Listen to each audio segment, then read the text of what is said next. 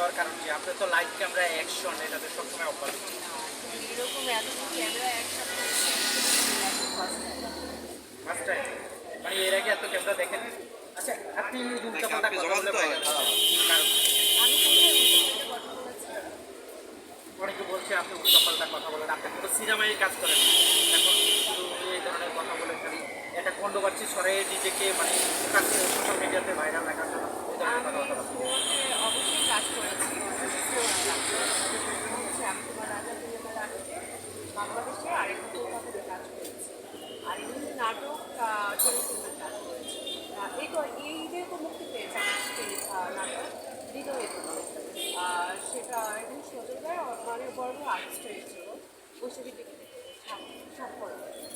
আচ্ছা নাটক সিনেমা যারা করে সাধারণত দেখা গেছে আচ্ছা আপনারা এখানে আসেন কিন্তু আমার দোকানে আমার লোকেশনটা কেন দিচ্ছেন না? বুঝতে পারছি না। আপনার লোকেশনটা বলেন না। আমার ফেসবুক পেজ যেটা সেটার নাম হচ্ছে লাভলি লিপি। লাভলি লিপি আর লোকেশনটা হচ্ছে শিল্পকলা, ঢাকা শিল্পকলা একাডেমি দুটো গেট। সামনে যে শিল্পকলার গেটটা আছে তার আর কি বাহিরে আউটসাইডে পূর্ব পাশে, পূর্ব পাশে। পূর্ব পাশে পূর্ব পাশে। আচ্ছা এই যে আপনি যে সিনেমাগুলোর নাম বলছেন সিনেমাগুলো কি মুক্তি পেয়েছে? হ্যাঁ আমি তোমার রাজা তুমি আমার রানী এই ছবিটা রিলিজ হয়েছে কিন্তু কলকাতার ছবি এখনো মানে ওটা মুক্তি হয়নি বিকজ অফ আমার যে পেজের কাভারে কিন্তু অলরেডি দেওয়াই আছে যে আমার আর কি পিকচার যে আমি কাজ করেছি ওটা আরও কিছু সিকোয়েন্স বাকি আছে এগুলো আর কি শেষ করতে হবে আমাকে যেতে হবে আর কি। আচ্ছা লাভলি আপা, এই মিডিয়াতে কাজ করে তো অনেক সময় অনেকে অনেক টাকার মালিক হয়ে যায়, কিন্তু আপনি আসলে ফুটপাতে যাবে কি করে? এর কারণটা কি? কীভাবে মালিক হয় আমি তো জানি না, আমি তো হতে পারলাম না, এই জন্যই তো আবার ফুটপাতে আসা।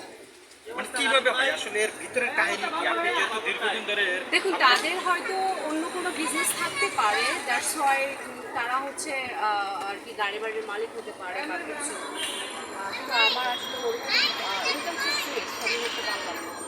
আর বেসিক্যালি শুধু যে হচ্ছে ওই দিন তারা মহাসিও একটা কথা বলেছে যে এই জায়গায় কেউ কিছু করলে সুগার রেডি করতে হয়, তো মনে হয় ওরকম কিছু হতে পারে।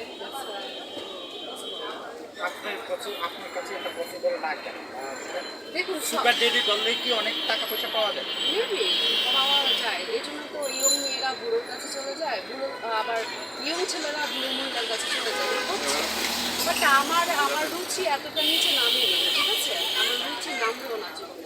সো যখন আমার রুচি নামবে হয়তো তখন আমার সুযোগ রেডি করতে হবে, এটা হচ্ছে তাদের রুচির উপরে ডিপেন্ড করে।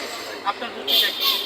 আমার রুচি অবশ্যই না, কারণ আমার বাবার মতো লোককে আমি বিয়ে করবো টাকার জন্য, আমার ওই টাকা ফ্যাক্ট নয়, কারণ আমি আমার হাজবেন্ড নিয়ে চলতে হবে সবার সামনে, তবে আমার হাজবেন্ড যদি বুড়ো হয় আমার বাবার মতো তো সেখানে আমার মানে রুচির বিষয় এখন তো বর্তমানে রুচির যুগ আমার আসলে ওরকমটা আছে না। আপনার রুচি সম্পর্কে একটু জানি আসলে আপনার রুচি